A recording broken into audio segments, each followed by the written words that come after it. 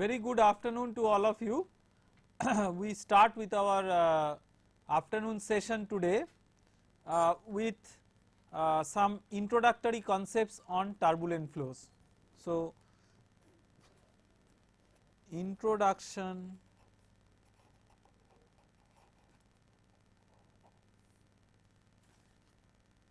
to turbulent flows.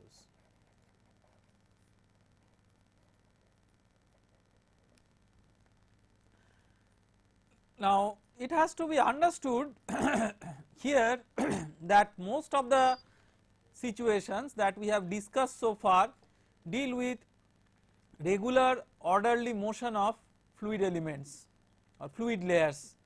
So, those are normally known as laminar flow, but in industry many applications, like for example flow through pipes, or even if you go to the nature, you will find in nature the flows that take place, many of these flows are actually not such laminar flows.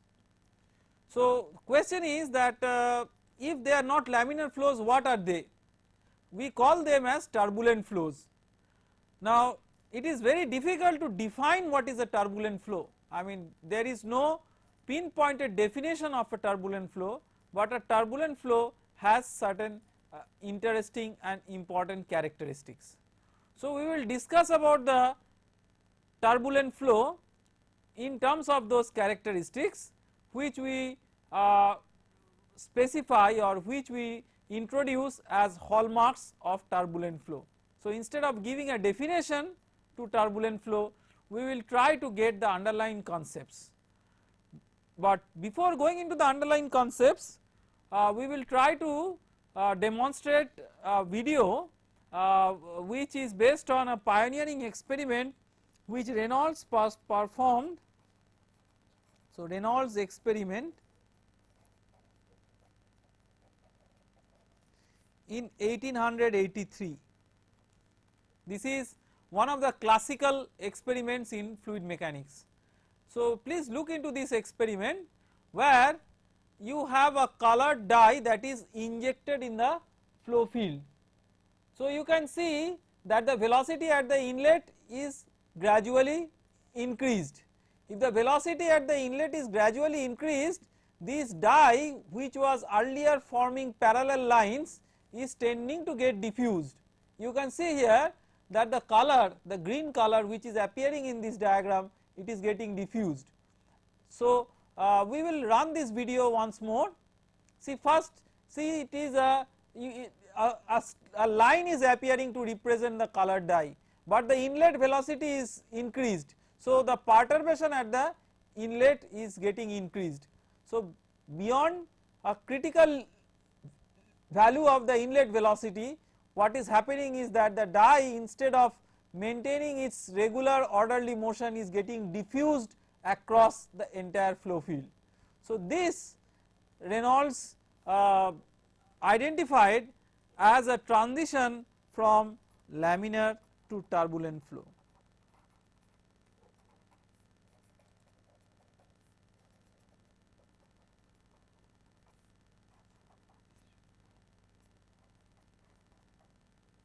Transition from laminar to turbulent flow. I am writing it.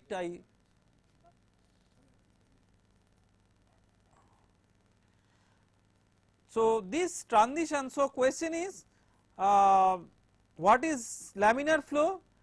We had the concept very clear from the experiment, that regular orderly motion of fluid layers. But what is turbulent flow? It is very difficult to answer this question. In fact, turbulent flow remains as a mystery even in the modern day physics. See, still now turbulence is considered to be an unsolved problem in physics. Only what is understood is that certain characteristics of the turbulent flow, and of course of late lot of research have taken place which have improved the understanding on turbulent flows. So, first of all we would like to emphasize here that basically we are having a transition from a regular orderly motion to a random disordered motion, but this does not make things very clear. We will discuss about the characteristics of this transition, but before that, when does this transition take place? We will first answer this question. So, this transition takes place when a critical value, a critical limit of the inlet velocity in the Reynolds experiment is exceeded, but Reynolds later found that it is not just the critical value of the velocity, it could as well be related to the density, the viscosity and the diameter of the pipe. So, a combination of these brings us to a critical limit of something which is the Reynolds number Re. So, Re is the Reynolds number, and beyond the critical Reynolds number these instabilities may start growing, the perturbations at the inlet may start growing.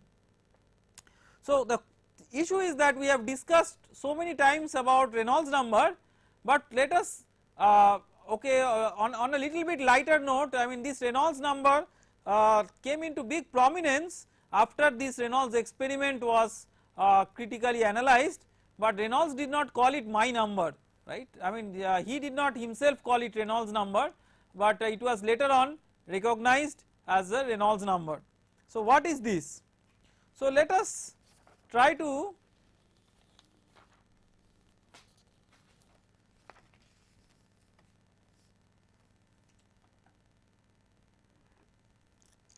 figure out the ratio of inertia force by viscous force.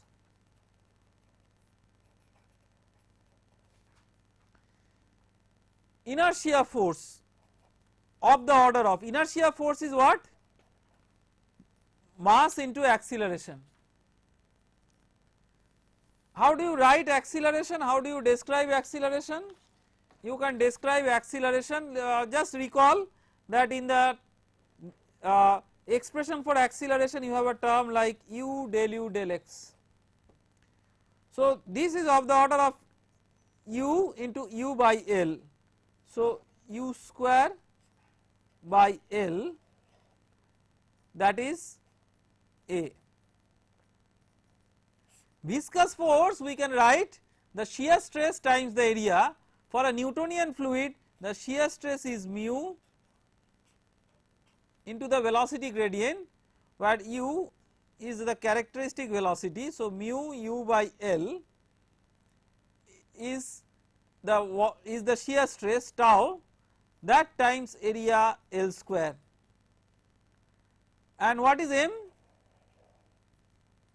M is of the order of rho into L cube. So, if in this way if you calculate the ratio of the inertia force by viscous force, this comes out to be rho u L by mu. This is the so called Reynolds number.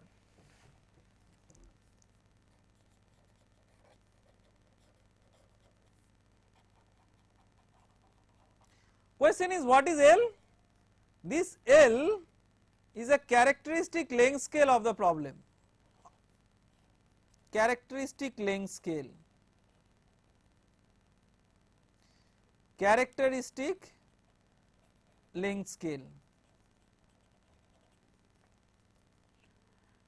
So, the characteristic length scale we have discussed earlier, but I do not mind repeating that characteristic lengths are lengths over which characteristic changes take place. So, for a flow through a pipe, this L for flow through pipe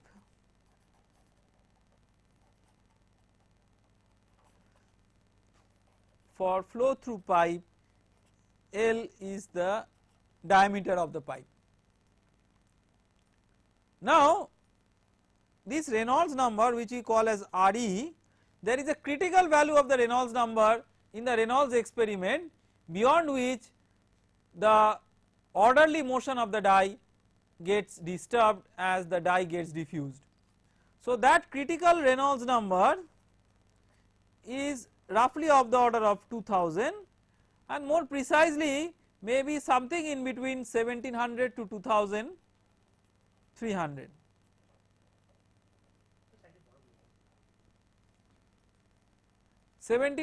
to 2300. So, what is the physical significance of this critical Reynolds number? So, is it true that beyond this critical Reynolds number the flow is turbulent or the flow is always turbulent? This is a very tricky question. So, the answer is no. There have been experiments in which even Reynolds number in a pipe flow with a Reynolds number value of say 90,000, still with such a high Reynolds number laminar flow has been maintained. So, the key to maintaining the laminar flow is that if you have a disturbance, if you have a perturbation in the flow, the perturbation should die down, the perturbation or the disturbance should not grow. So, if the perturbation grows, then it is possible, or if a small perturbation grows, it will get transformed into larger and larger perturbations and that can give rise to turbulence.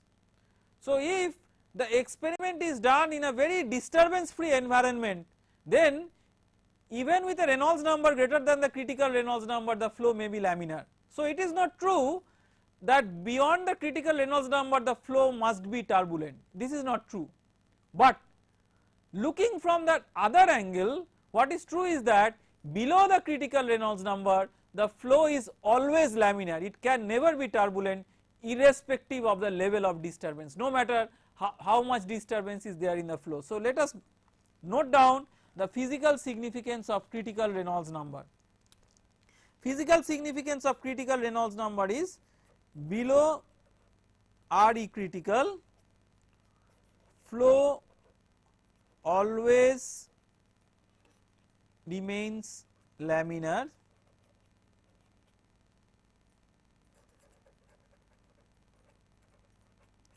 irrespective of the level of disturbance.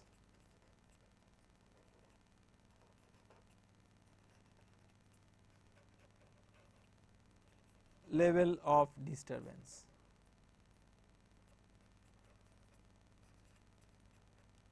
But above the critical Reynolds number whether the flow will become laminar or turbulent it depends on the disturbance in the flow. Less and less the disturbance is there, it will take a higher and higher value of the Reynolds number for the flow to become turbulent.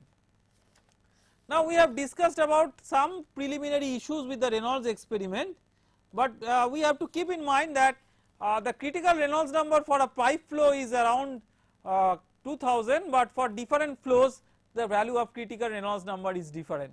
So, in many times I have seen, I mean as a teacher this is an experience that when I ask some student or in some interview that what is critical Reynolds number, immediately the student tells critical Reynolds number is 2000. So, that is not the intention of this question. The intention of the question is what is the physical meaning of the critical Reynolds number.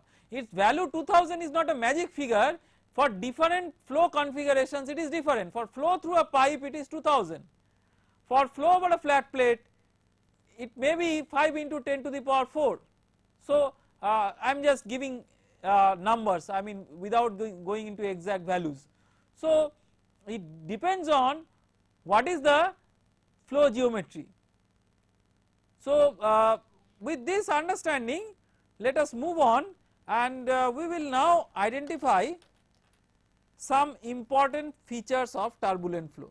So, as I have mentioned in the beginning it is very difficult to define what is turbulent flow, but it is possible to mention some important features of turbulent flow.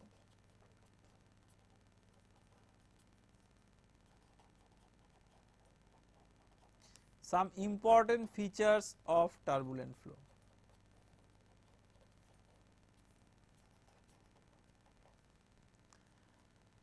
I am writing the important features first, so that you can make a note of it and then I will discuss.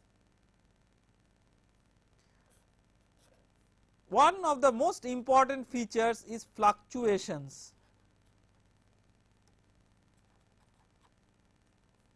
That is, the velocity field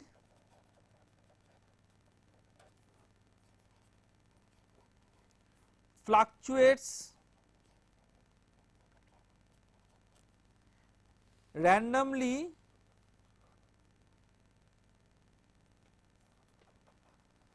in time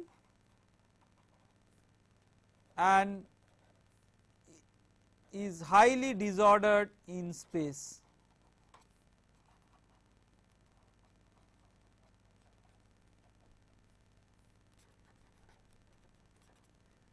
This kind of fluctuation has unique time scales of fluctuation and has unique length scales. So, it is not just an unsteady flow, we have to keep this in mind, and this kind of fluctuation interestingly can be there even if the boundary conditions are steady. So, even if the boundary conditions are steady, you can still have these kinds of fluctuations. So, the next point, non-linearity.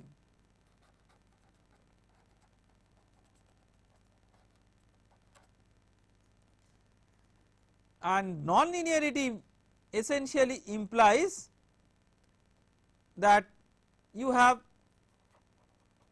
sensitive dependence to initial conditions.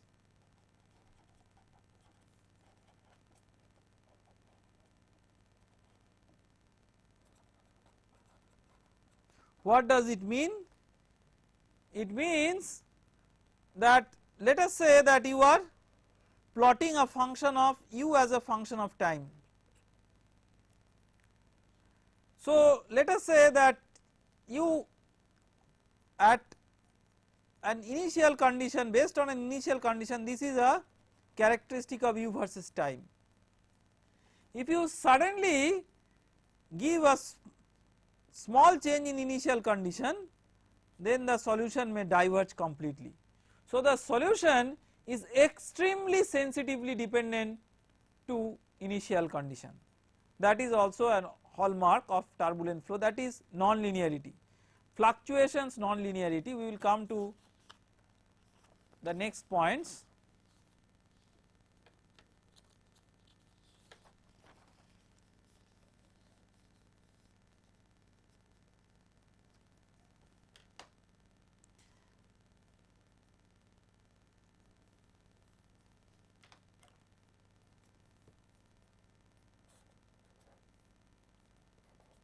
Fluctuating vorticity with eddy formation.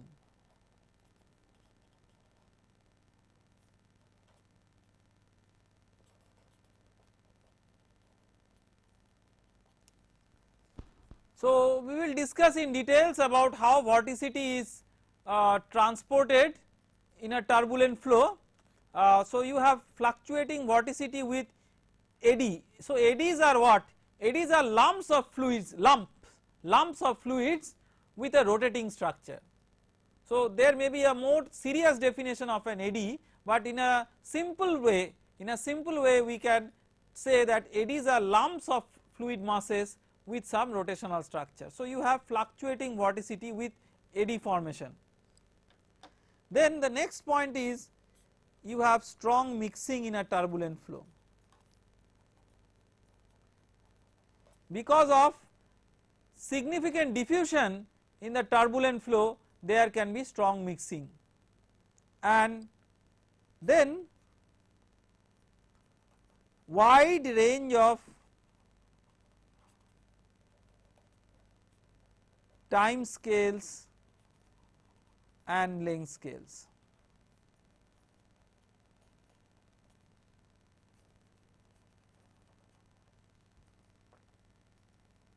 Wide range of time scales and length scales. So, What do we mean by wide range of time scales and length scales? To describe that, let us discuss some physical phenomenon in a turbulent flow known as energy cascading.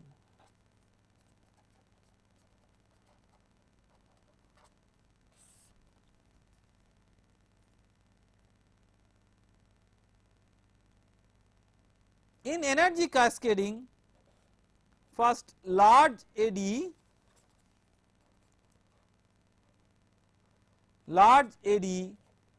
extracts kinetic energy from mean flow.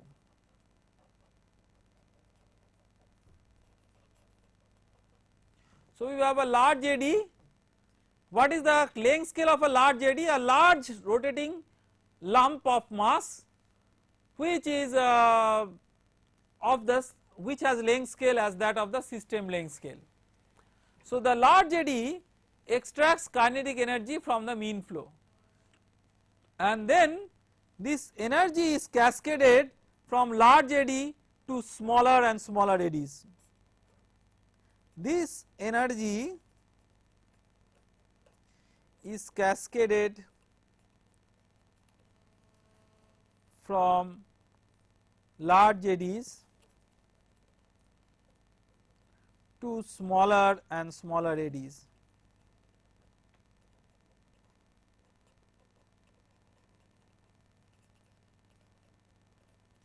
Eventually, in the small eddy regime, this energy is totally dissipated because of viscous action.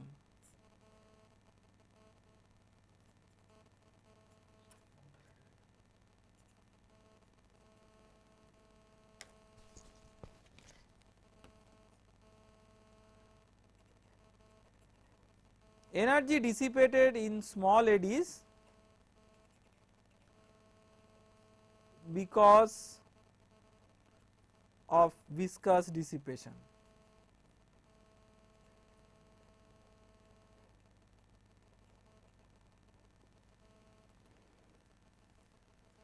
So, large eddy, what is the difference between large eddy and small eddies? Large eddies have length scales very large. So, large eddies based on their length scale will have inertia force much greater than the viscous force. So, large eddies have insignificant dissipation. The small eddies on the other hand have small length scale. So, the Reynolds number based on the length scale of the small eddies is small, and because the Reynolds number based on the small eddies is small, the viscous forces dominate over the inertia forces, and therefore, the total energy that was extracted and cascaded from the large eddy to small eddies in the small eddy length scale, the total energy is dissipated. So, it is a continuous system where the large eddy draws energy from some flow and this energy is dissipated in a sink as we move on to smaller and small eddies. So, that is how you have a hierarchical length scale, as we say, a wide range of length scales. From the large eddy, which is the system length scale, you have the smallest small eddies which may be of molecular length scale. So, to resolve a turbulent flow, see how challenging physically it is. To resolve a turbulent flow, you have to resolve all these scales from the system scale to the molecular scale, and the continuous transition from these two scales, from one of these scales to the other scale. So, this kind of transition from a large scale to a smaller and the smallest scale, the continuous transition to capture this wide range of length scales, it is a very complicated job. Now, in this context, I would like to make a passing remark. The Reynolds number we interpreted as inertia force by viscous force, but the thing is that, is it always true that the Reynolds number can be interpreted as inertia force by viscous force? The Reynolds number is always rho v L by mu, but does it always represent inertia force by viscous force? Let us consider an example. This is just a passing remark, because just to eliminate some of your confusions. Let us say you have a fully developed flow fully developed flow. In the fully developed flow the inertia terms are 0, the inertia term is mass into acceleration. Yesterday in the lecture on the Navier-Stokes equation, the exact solution of the Navier-Stokes equation, we inferred that the inertia force, that is the mass into acceleration, that is the left hand side of the Navier-Stokes equation, is 0 for steady fully developed flow. So if that is 0, then inertia force by viscous force for steady fully developed flow, that is 0, but Reynolds number is not 0, because it is based on the definition rho v L by mu. So where is the fallacy? The fallacy is that inertia force by viscous force is one possible interpretation of Reynolds number, but where inertia force is absent, we have to interpret it in a different way.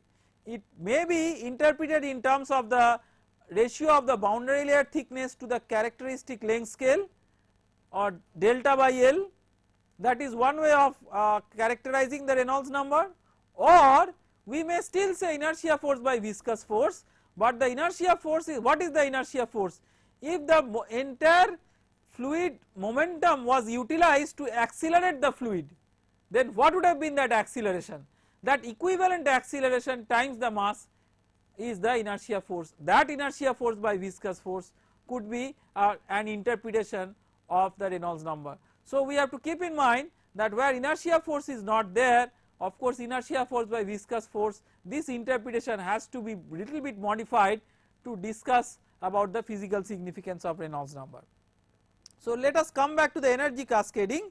So we have discussed that there are different length scales of the eddies. So to take the matter further forward, let us discuss it a little bit mathematically. So let us make a table of scales.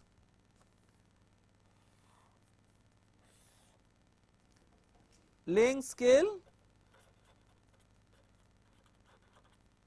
and velocity scale.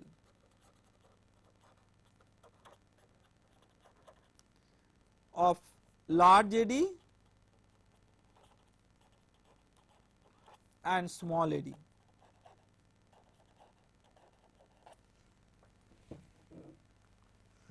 So let us say that the large eddy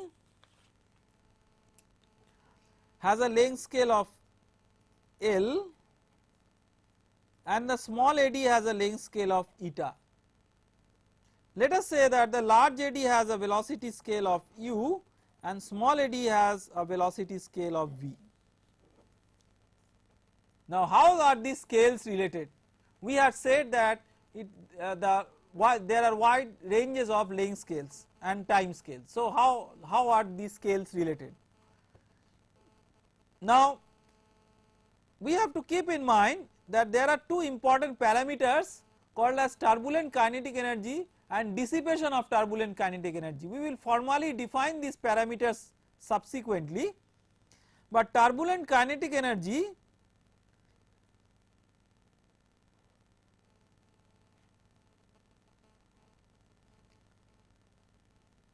the rate of change of turbulent kinetic energy, let us call it pi, it is of the order of half mu square, that is half mv square. We write it per unit mass, so divided by mass, we define the kinetic energy, rate of change of kinetic energy per unit mass. So kinetic energy by mass divided by time. This time is the time scale of the large eddy TL. So this TL is also called as turnover time, and this length scale is nothing, this time scale is nothing but L by U. See, L is meter, U is meter per second. So L by U is of the unit of second. So this is a characteristic time scale over which large eddies evolve. So pi is of the order of, now you can cancel m, so pi is of the order of u square, this half does not change the order, so we do not write the half term, u square by L by U. So, that is of the order of U cube by L.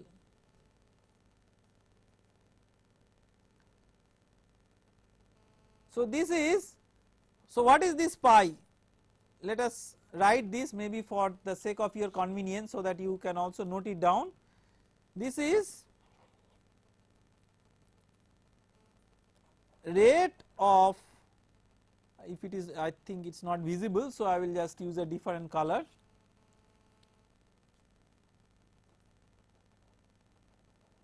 Rate of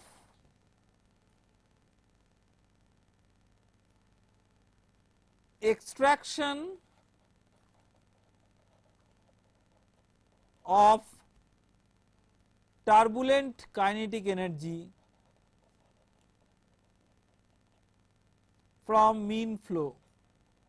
Rate of extraction of turbulent kinetic energy from mean flow per unit mass. If the color is not clear, I am dictating it so that you can note it down. Rate of extraction of turbulent kinetic energy from mean flow per unit mass. So, that is pi. On the other hand, there is a definition which is epsilon. What is that? Epsilon is the rate of dissipation of turbulent kinetic energy.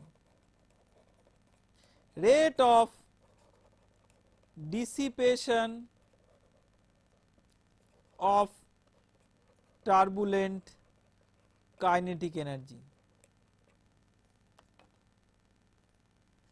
So, epsilon is of the order of what? Epsilon is of the order of nu into the rate of deformation. So, nu into the rate of deformation. So, nu Eij, where Eij is the rate of deformation. So, this is of the order of nu. What is this Eij? This is nothing but the velocity gradient in terms of order. So, what is velocity gradient in the small eddy scale? It is the velocity by the characteristic length scale. So, V by eta. So, nu into V square by eta square. So, we will keep these expressions for pi and epsilon into consideration as we move further forward.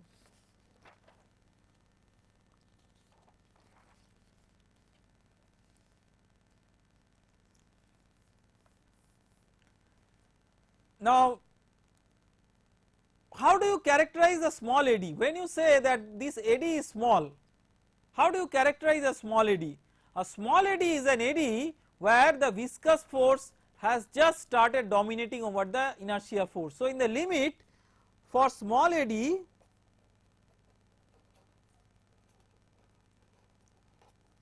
Reynolds number based on its length scale is of the order of 1, that is the viscous force has just become of the order of the inertia force. So, that means you have V eta by nu, mu by rho is nu, which is the kinematic viscosity, what we have written here. V eta by nu is of the order of 1.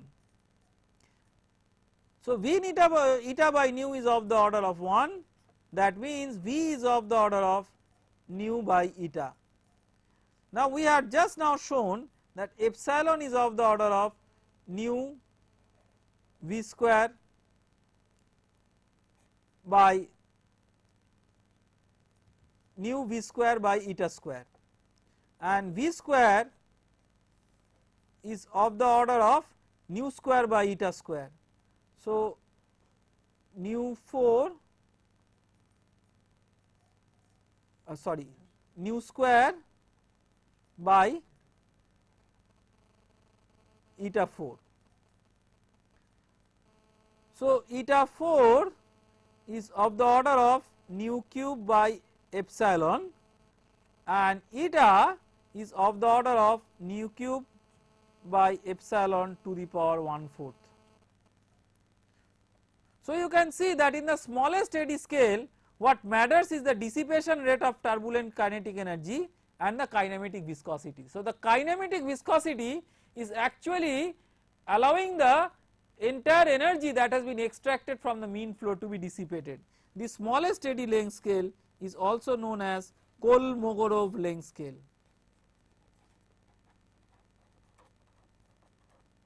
Kolmogorov length scale.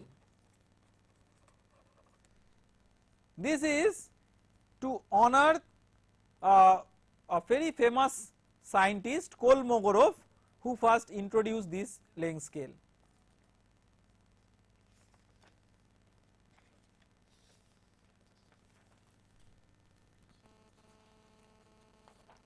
Now, what is the relationship between the Kolmogorov length scale and the system length scale, the large eddy length scale and the small eddy length scale? So, for that what we use is pi is of the order of epsilon. So, that means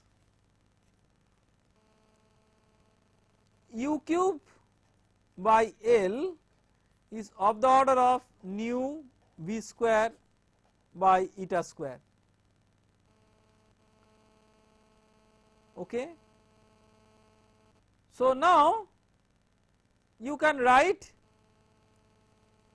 v eta by nu of the order of 1. So, from here you can find what is v, v is of the order of nu by eta. So, that you can substitute here, v is of the order of nu by eta. So, that v you want to substitute.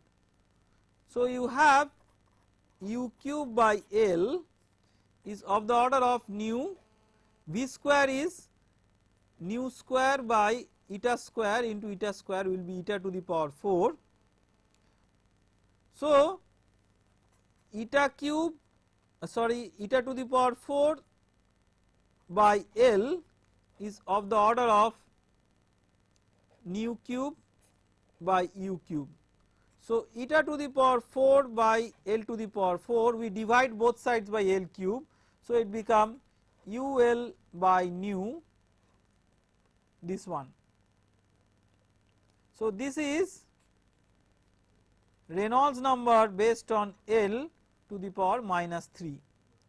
So, eta by L is of the order of Reynolds number to the power minus 3 by 4.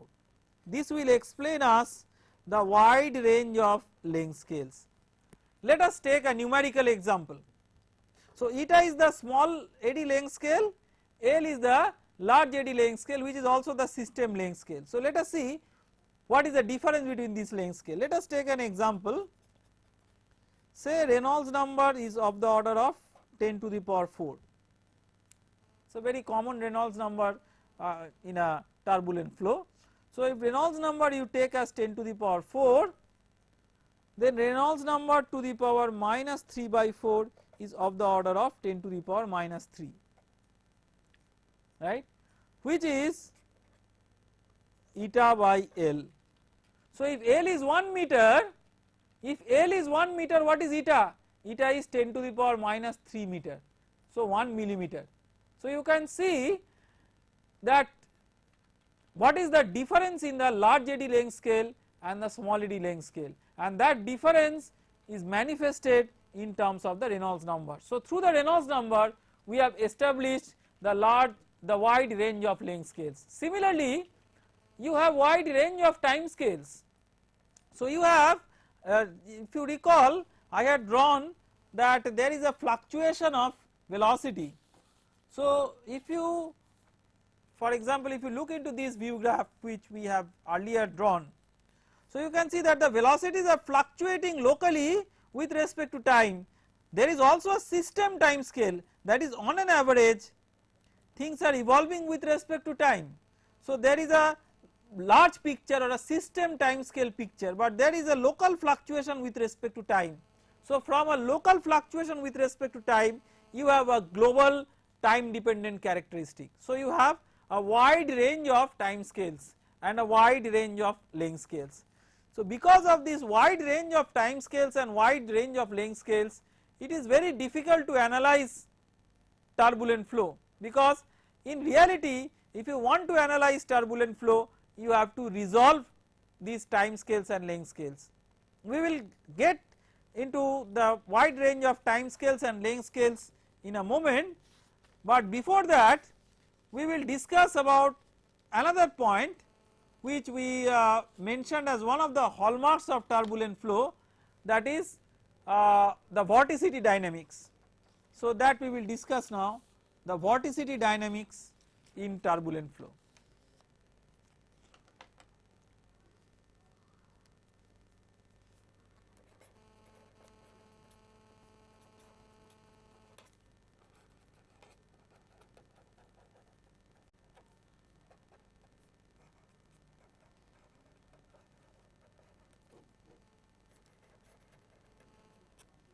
Vorticity dynamics in turbulent flows. So, to discuss about vorticity dynamics in turbulent flows,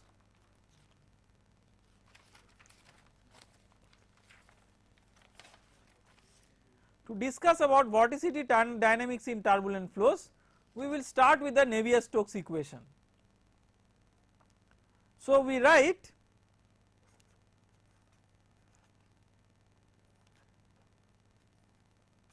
rho del V del T plus V dot del V is equal to mu del square V minus grad P. This is the vector form of the Navier-Stokes equation. Now we know that curl of the velocity is vorticity. Because curl of the velocity is vorticity, we take curl of both sides to get the vorticity. So, del cross of both sides.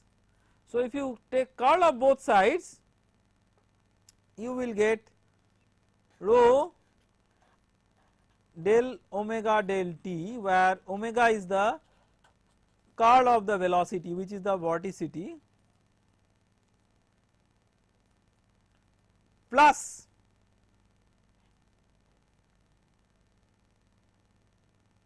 V dot del V. So, V dot del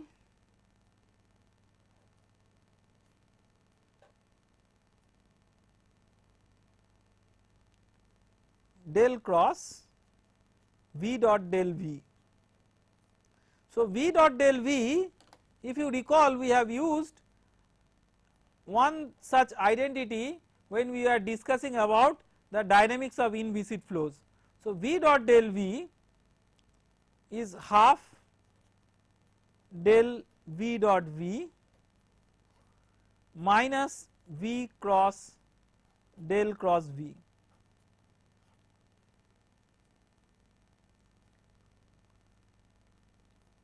So, this let me complete the equation with the same color. We write is equal to mu del square V, this del cross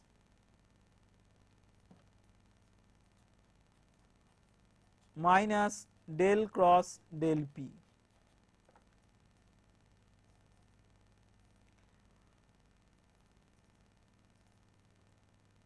So, now let us simplify this equation.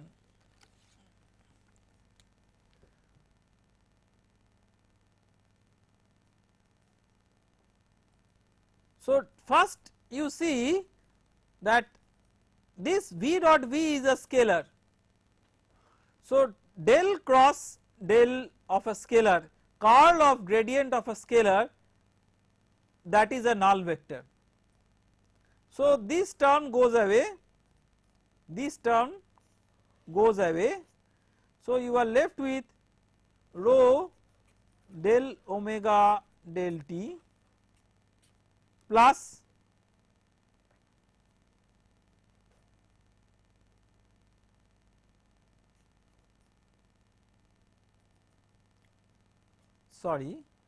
the first term goes away. So, plus there is a minus del cross V cross this is omega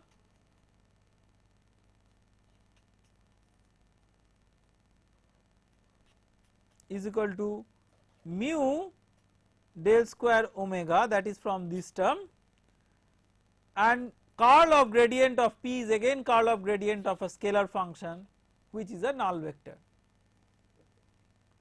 So, this is what we can simplify. Now, this del cross v cross omega, this we can simplify as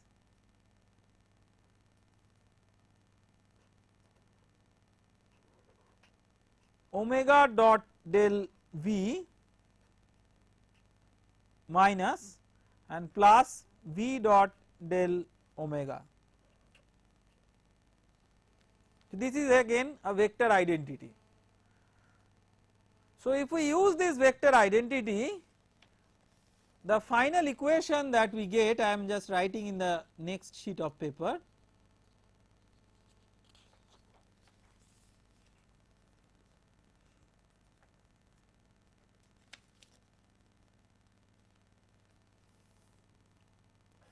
Rho del omega del t plus v dot del omega is equal to rho omega dot del v plus mu del square omega. Sorry, this is capital omega. So, what is this? What is this? This is nothing but the total derivative of omega. So, rho d omega dt is equal to rho omega dot del v plus mu del square omega. So, this is the equation governing the vorticity dynamics. This is the equation governing the vorticity, differential equation governing the vorticity. So, this is what? This is the total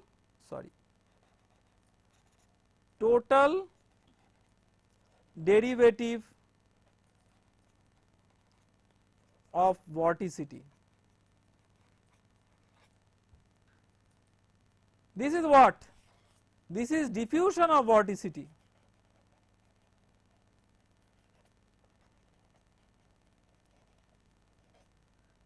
And what is this?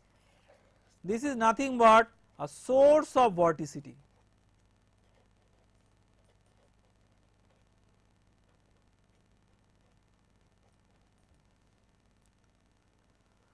Now, where from this source of vorticity appears? This source of vorticity is very much important for turbulent flow, but remember this analysis that we have done so far is equally valid for laminar and turbulent flow. So, both laminar and turbulent flow may have a source of vorticity, but the turbulent flow can have a very unique source of vorticity, and that unique source of vorticity is hallmarked by a phenomenon called as vortex stretching. So, let us discuss about vortex stretching.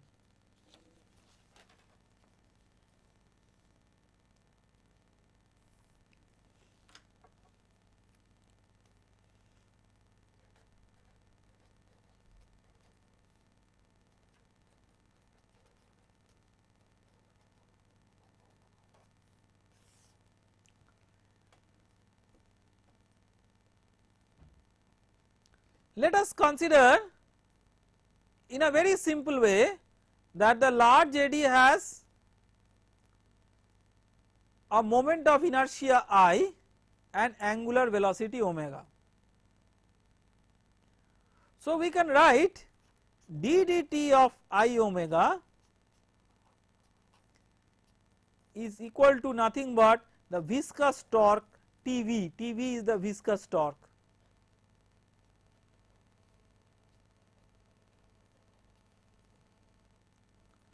Now we can expand d dt of I omega and write this as I d omega dt plus omega di dt.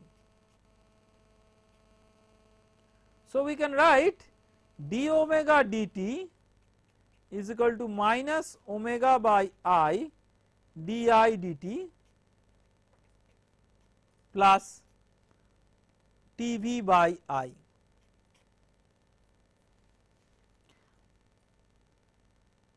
Now in the large eddy length scale, what is Tv? Can you tell what is Tv in the large eddy length scale? What is Tv in the large eddy length scale? In the large eddy length scale, the inertia effects dominate more significantly as compared to viscous effect.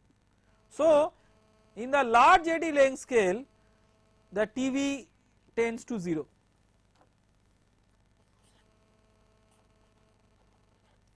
In large eddy length scale.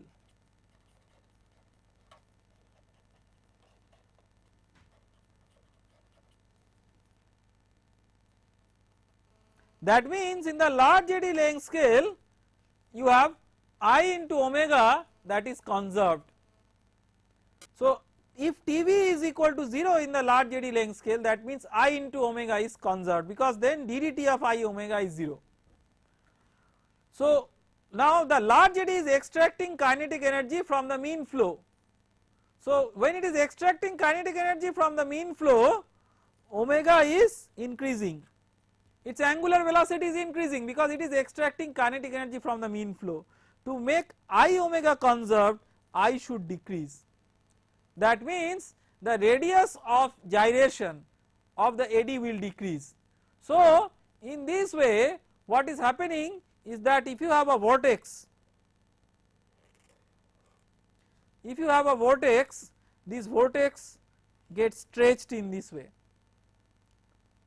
So this stretching of the vortex occurs over the large eddy scale, where because of the extraction of kinetic energy from the mean flow, omega increases and I should decrease, so the radius of gyration should decrease. So in this way, so this phenomenon is called as vortex stretching.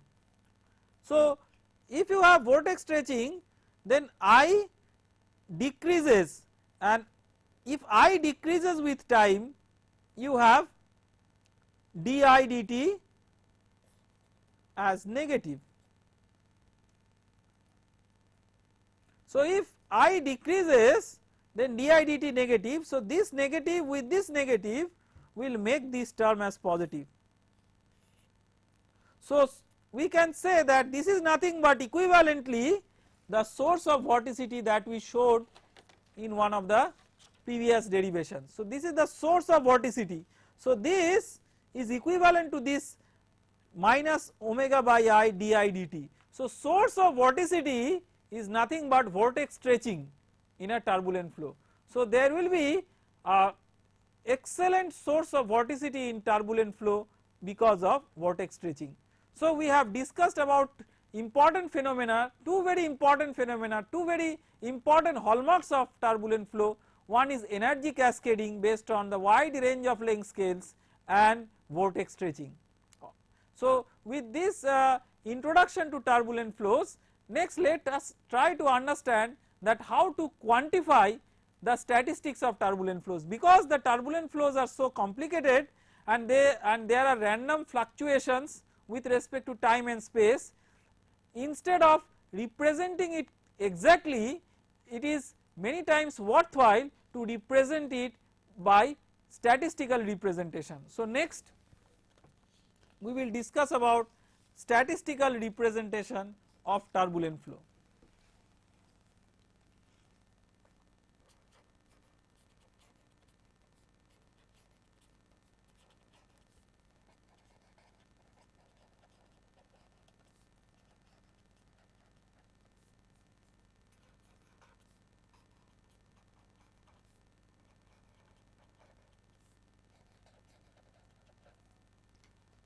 Statistical representation of turbulent flow. So let us let me give you some example. First, how a turbulent flow u versus t can look. So, I give you two examples with a purpose.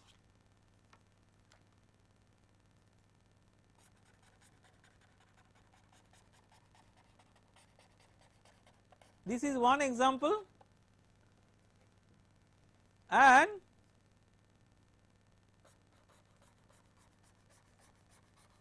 this is another example. So, now you can see that there is a whole lot of fluctuation in the velocity at a given location due to change in time. So, now you can find out mean of these, you can find out mean of these characteristics, and I am showing the mean by the red line.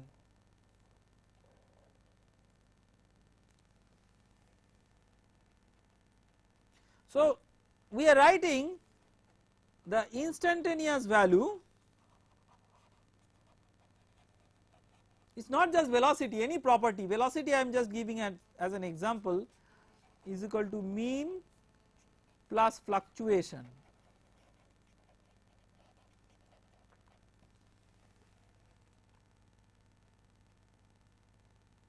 Instantaneous value is equal to mean plus fluctuation. So, you can see that the mean can be a invariance with respect to time, invariant, the mean can be invariant with respect to time, and this kind of turbulence is called as stationary turbulence.